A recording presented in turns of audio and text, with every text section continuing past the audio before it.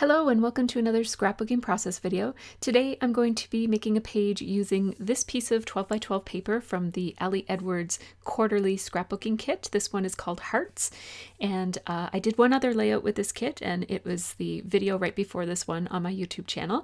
I think it's called Watch Me Grow, so check out that one if you'd like to see another layout using this kit. As you can see, I have one piece of 12 by 12 paper left from this kit, and then a couple of other papers as well that are a smaller size. And so I'm just playing around with, I definitely want to use a heart motif on this photo, and I'm just playing around with how I might want to lay this out on my page. I had this idea as I looked at all of those hearts, and I thought it might be nice to really have an obvious heart theme to this page. And so at first I thought about kind of stringing them across the page diagonally like this. And then I was thinking I might actually take another piece of 12 by 12 paper from my stash and put like the bottom half one piece of pattern paper and the top half a different piece of pattern paper, and maybe putting some washi tape or something along the edge. And then the more I thought about it, the more I thought that what I really wanted to do was more of a horizontal line of hearts. So I'm just playing around with the idea here, either making that row of hearts very high on the page or very low on the page. And I ended up going with setting it high on the page. And what I want to do is actually put a whitewash over this page. So take my original idea was some watered down white paint and just brush it across the bottom of the page, spreading it up, and then leaving some brush marks at the top so that it has this imperfect transition where it goes from white to the yellow background pattern paper, and then make the hearts go right along that transition.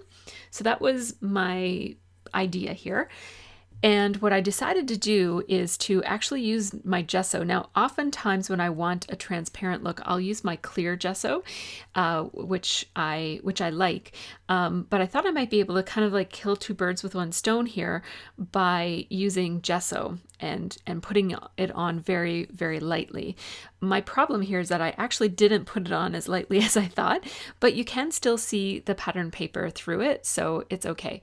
Now, what I'm doing here is I'm actually just putting a piece of washi tape just to let me know where approximately I wanted those hearts to be. So I want the tops of the hearts to be right around the bottom part of that washi tape, so that will help me. So as you can see, this is going on very, very thick. It's been a long time since I've used my art supplies, and so I kind of forgot how thick. That's actually one of the things that I love about this gesso, is that it gives good coverage. So I'm not sure what I was thinking when I used it. So I did decide to water it down a little bit, and that did help. As you can see, more of that yellow paper is peeking out. I was really looking for more of a whitewash look as opposed to a opaque look, which I got, but that's okay. You roll with what happens, and like I could have tried again on a different piece of paper, but I really like this paper and I wanted to use it with the other items from the kit.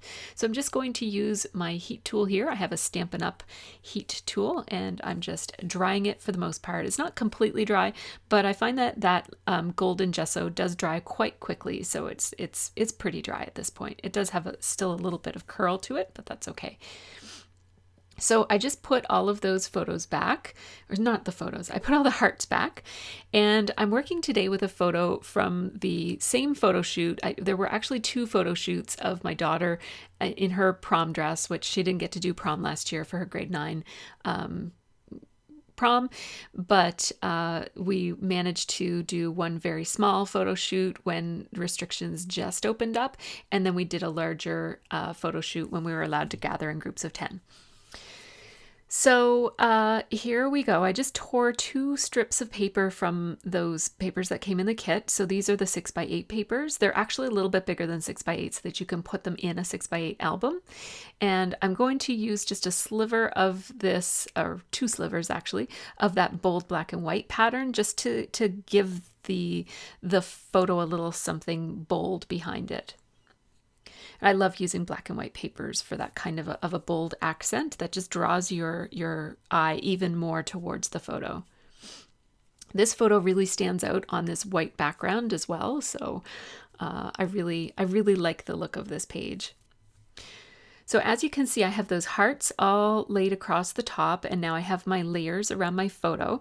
And I'm thinking at this point that I will either sew those hearts down, or I'm not sure exactly what I'll do. But first I'm going to use the packaging technique in order to add some color behind my photo, especially since I ended up with a much more opaque white coverage.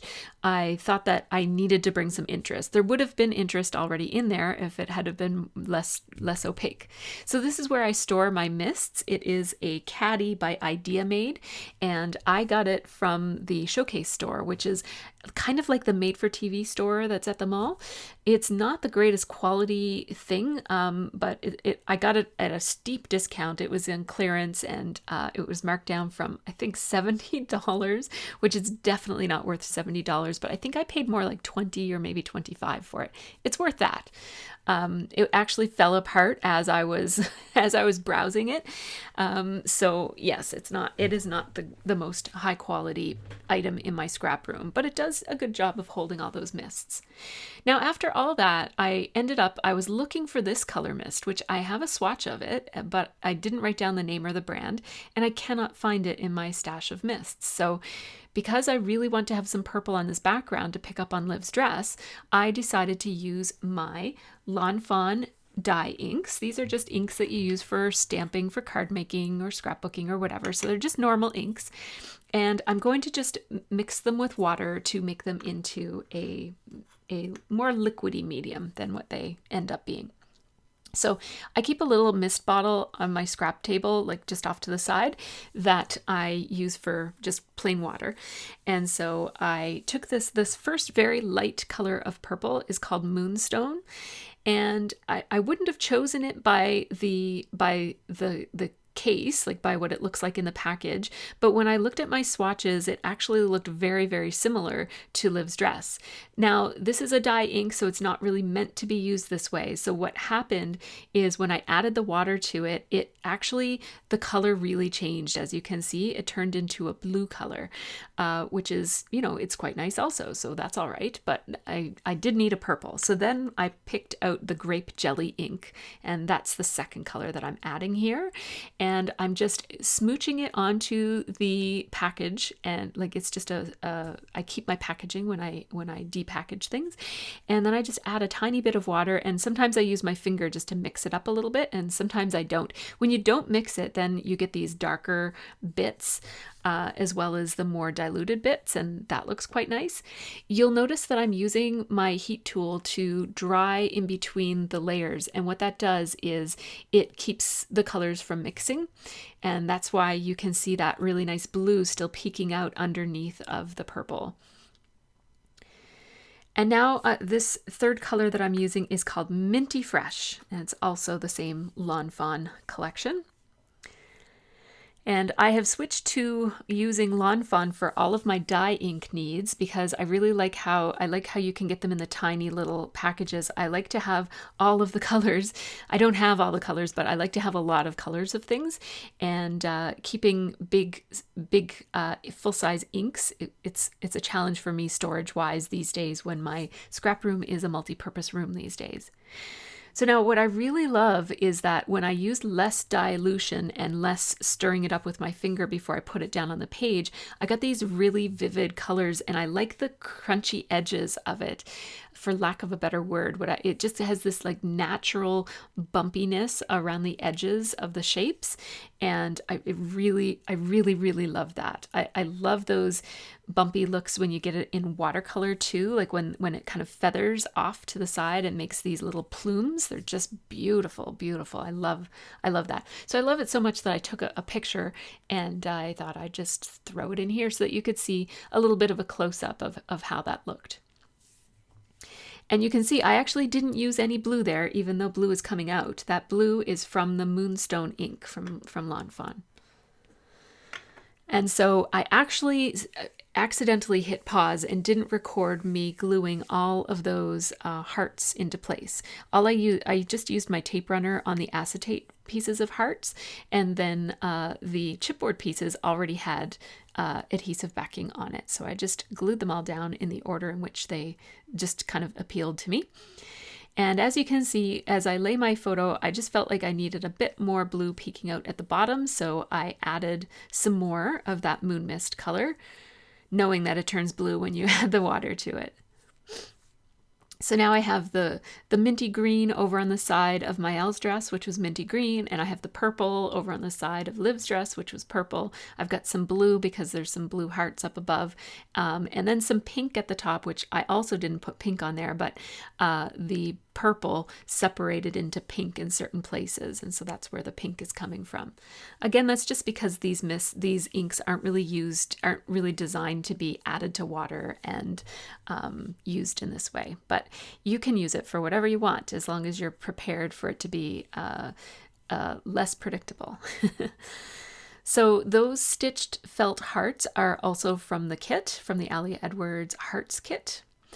And so I wanted to put those on. I found that little arrow from my stash. It's a little arrow paper clip in yellow, and I love it. So I thought that this was a perfect place to use it. I just kind of slipped it on there casually at an angle.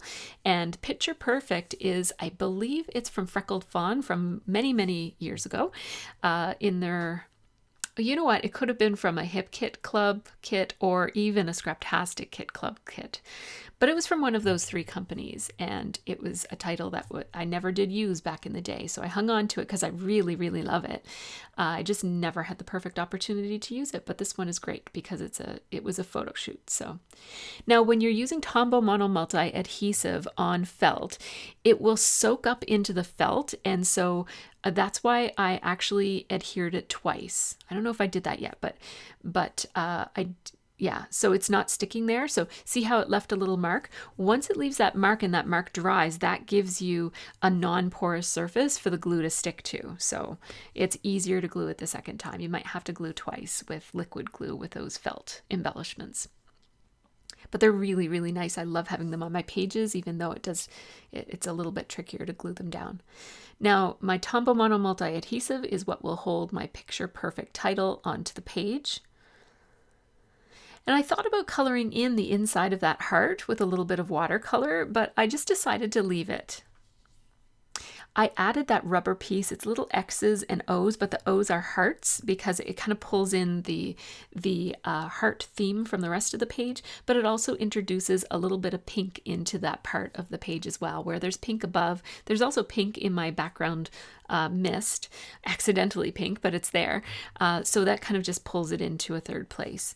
My journaling here says, as COVID restrictions lifted, Maëlle and Liv bubbled together, so became quite close for a while.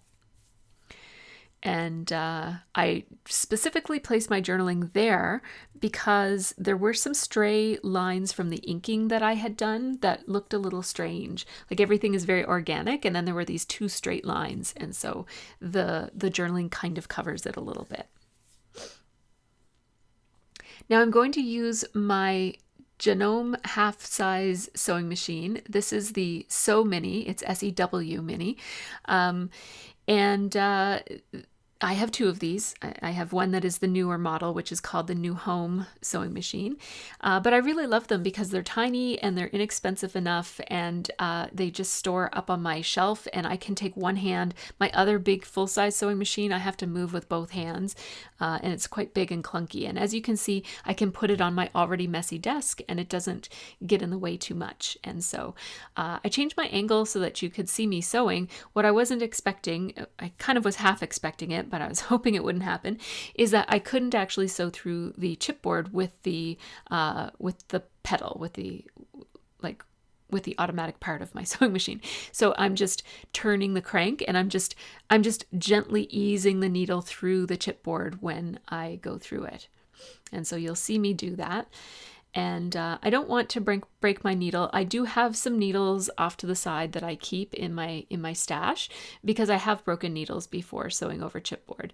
But some chipboard is pretty thin and you can sew over it pretty easily. The other thing that you have to keep in mind when you're sewing is that chipboard does have adhesive backing on it, so it's going to gum up the insides of my machine, and I will need to get my machine serviced more often because I use it for scrapbooking as opposed to for fabric, and they just take it apart and lubricate it all up and tighten everything that needs to be tightened. And it's actually a really good idea to do that on a regular basis anyways. It doesn't cost too much money to do it.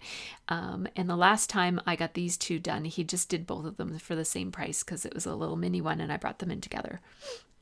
So here is the final product so far. And I'm just going to trim this down so that it will fit in my page protectors and trim off all of the stray threads. And I don't bother to backstitch because this is just going to go right into a page protector. No, it's not going to be handled very much. And I almost forgot that I actually planned on doing a little bit more. So I have these puffy hearts that came in the kit that I want to use, but then I also have these little acrylic embellishments from some other kit some other time. It's not I don't think it's an Ali Edwards product. It's from something else. And I just thought that they were really cute, and they're hearts also, so they kind of fit with the theme and the color scheme as well. They're that really light blue or minty green color from Maelle's dress.